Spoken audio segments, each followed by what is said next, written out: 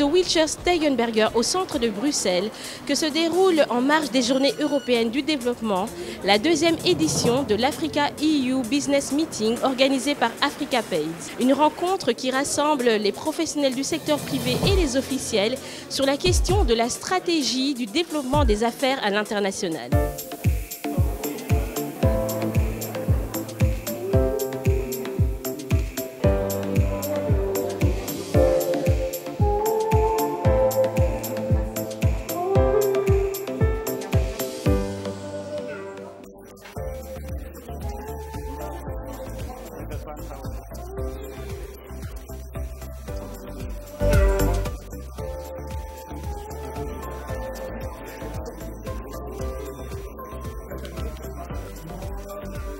Nous avons une occasion unique à Bruxelles, c'est les Journées européennes de développement, mais malheureusement c'est un événement qui limite le développement à la coopération, à l'action humanitaire. Et moi, en tant qu'acteur du secteur privé, en tant qu'homme d'affaires de la diaspora, je pense que le développement c'est au-delà de ça. Heureusement que l'Union européenne a compris avec le nouveau plan d'investissement européen. Et donc pour moi, c'est de profiter de cette présence de milliers de personnes qui viennent pour IDD, qui sont aussi intéressées par les affaires parce que les politiques sont financées par les affaires.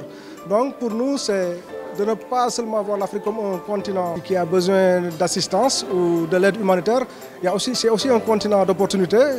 Nous avons les meilleurs taux de croissance au monde, nous avons les pays les plus, en tout cas, émergents sur le côté de la croissance économique. Donc oui, nous avons notre mot à dire, nous devons peser dans le monde des affaires et c'est pour ça que nous avons eu l'initiative d'organiser ce Africa EU Business Meeting. Il faudrait donc revoir en fait ce type de coopération Europe-Afrique.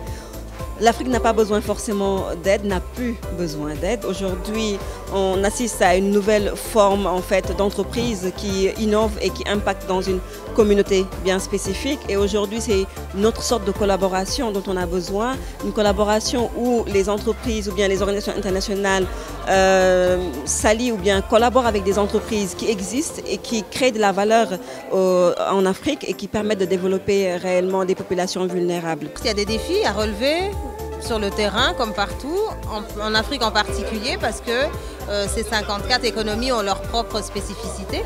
Maintenant, l'intérêt d'une telle rencontre, c'est justement de déconstruire tous ces défis, déconstruire aussi certains stéréotypes liés à l'investissement sur le continent africain.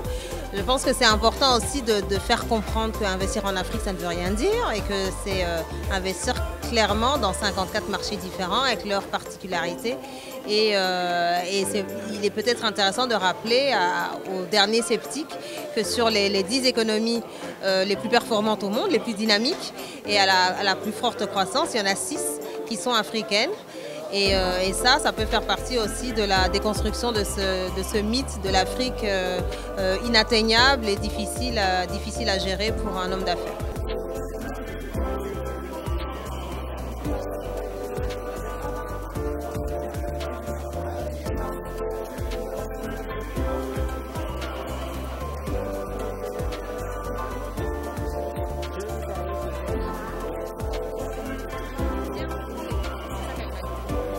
L'objectif, c'est de faire des B2B. L'objectif, c'est de faire des rencontres d'affaires. L'objectif, c'est que de cette initiative jaillissent des opportunités, des contrats.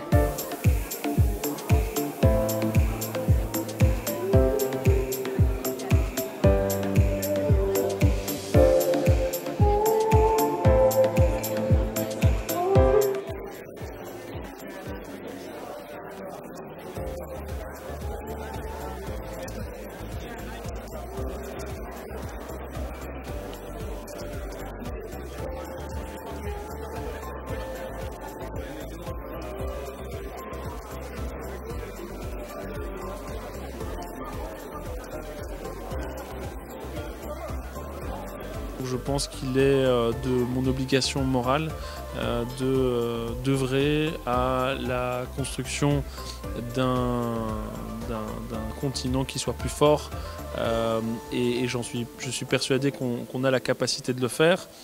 Et donc ça passe par des activités comme celle-ci, où les personnes qui sont intéressées, qui se sentent concernées, ont l'opportunité de se rencontrer, d'échanger. Moi, en venant ici, ça me donne cette opportunité-là. Beaucoup de rencontres, de contacts de personnes qui ont des expertises, qui ont des expériences.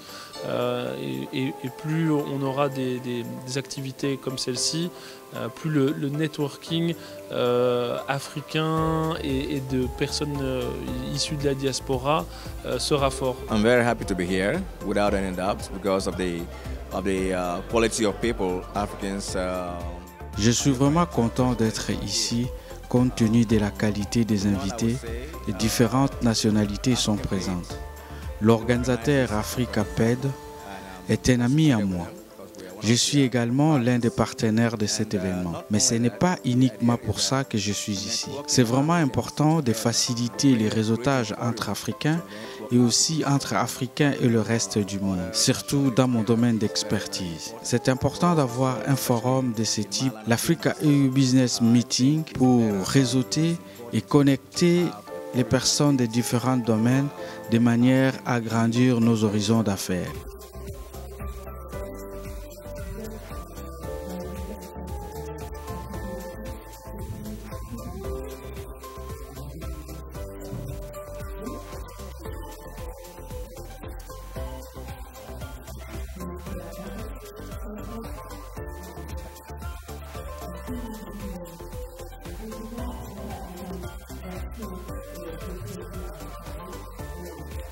Je dirais la première qualité dont il faut s'entourer, c'est bien connaître son marché, bien connaître la culture du marché et s'y adapter surtout, et pas demander au marché de s'adapter à ses propres exigences. Je crois que ça c'est vraiment très important si on veut conquérir un marché et surtout toucher le cœur du marché qu'on souhaite, dans lequel on souhaite se développer. L'adaptation du marché est très importante. S'adapter à ceux qui vont consommer finalement vos services ou vos biens, oui, nécessite une approche de la connaissance du marché. L'intérêt pour moi, c'est déjà de pouvoir networker, de pouvoir collaborer et puis de trouver des partenaires sur le plan, on va dire, international à travers aujourd'hui la plateforme e-commerce que je porte, parce qu'on fait tout ce qui est produits locaux africains et qui est aujourd'hui en vogue, et c'est des produits naturels, des produits bio qui peuvent s'internationaliser. Aujourd'hui, on cible bien sûr un marché local qui est le Sénégal, et on veut s'exporter un peu partout aussi en Afrique, mais aussi la diaspora, on demande beaucoup. On est tout le temps submergé par des questions sur les réseaux sociaux, quand est-ce que vous venez en Europe? Et donc on a besoin aujourd'hui de satisfaire cette demande-là, de cette clientèle africaine de la diaspora qui raffole des produits locaux africains mais qui n'arrive pas aujourd'hui à en avoir tout le temps. Et l'objectif de ces rencontres-là, c'est de pouvoir donc trouver des partenaires, de pouvoir montrer déjà, mettre en lumière la plateforme qui existe depuis maintenant plus de 5 ans au Sénégal.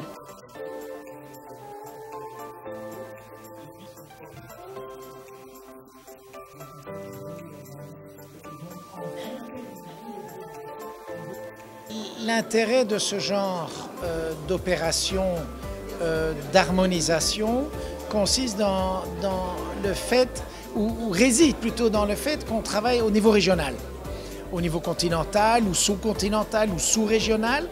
Et donc il est à peu près impensable que dans une zone de 54 pays, chacun continue à avoir un droit très différent. Il y a des expériences américaines en droit commercial. 50 États ont adopté un même droit commercial. En Europe, nous appliquons en gros des règles influencées par le droit européen. Et l'Afrique a tenté une expérience et qui, au bout de 20 ans, parce que l'OADA a déjà 20 ans d'âge, est une véritable réussite. Alors, est-ce qu'elle va essaimer? Est-ce qu'elle va s'étendre à d'autres pays? La suite nous le dira. Mais c'est proprement ça le défi. C'est comment accompagner un mouvement régional de commerce, d'échange et de développement de l'économie. Et c'est à ça qu'a répondu le traité OADA. L'événement est organisé de main de maître, a permis dans une soirée extrêmement fluide de rencontrer énormément de monde d'un panel dans lequel j'ai fait des connaissances et aussi au cours du dîner. Donc j'ai retiré, outre un gros paquet de cartes de visite, d'excellentes impressions et contacts. Et je suis sûr que je les ferai fructifier dans les jours et les semaines qui viennent. Il y a toujours une approche risque.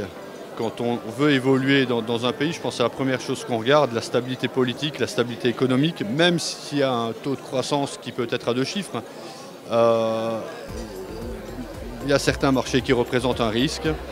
Alors, comment on peut le contourner? Vous savez, le risque, vous ne pouvez pas le définir entièrement à 100%, qu'il soit risque politique ou économique. C'est difficile de le définir à 100%. On l'envisage, on le devine, mais jamais on peut vraiment le figer à 100%. Alors après, les projets sont souvent garantis, peuvent être garantis également, soit de manière souveraine ou de manière privée, par des garanties privées. Mais je dirais que ce sont globalement les 2 principaux mécanismes de garantie. C'est difficile de comprendre l'Afrique parce que, de nouveau, on parle de tout un continent. Du nord au sud, il y a des réalités vraiment différentes. Alors quand on est en dehors, quand on est dedans, déjà c'est compliqué de se comprendre entre nous, mais alors quand on est en dehors, ça l'est encore plus. Si en plus on ne vient pas nécessairement d'une culture locale, ou si on n'est pas lié, ou si on n'a aucun intérêt a priori, si on a juste un intérêt en termes économiques, forcément, oui, on a une lecture sur le continent qui est un peu biaisée. Si on rajoute avec ça, évidemment, les médias qui ont leur propre biais, leur propre angle quand ils couvrent les affaires africaines, tout ça fait que finalement, on connaît très mal ce continent. Si on ne va pas sur le terrain, ça n'a aucun intérêt. Je suis très satisfait parce que nous avons eu en tout cas plus de participants que prévu. Nous avons pris l'initiative de déplacer l'événement à l'hôtel Steigenberger, qui est en tout cas l'une des meilleures adresses de Belgique. C'était un challenge pour nous et aujourd'hui je suis satisfait de voir que nous avons plus de 100 participants. Cette rencontre Africa-EU Business Meeting ne pourrait-elle pas s'organiser également sur le continent? C'est une très bonne question. D'abord, nous avons lancé l'initiative l'année dernière à Dakar. Et donc c'est vrai que c'est la 2e fois que ça se passe à Bruxelles. Mais j'ai déjà expliqué les raisons parce qu'il y a le European Development Day. Mais vous avez raison, nous avons déjà dans notre plan de développement, en tout cas de déplacer ce genre de rencontres en Afrique, pas seulement au Sénégal, Côte d'Ivoire, Congo, Éthiopie, Rwanda. En tout cas, les dossiers sont en cours et ça va bien et beaucoup avancer.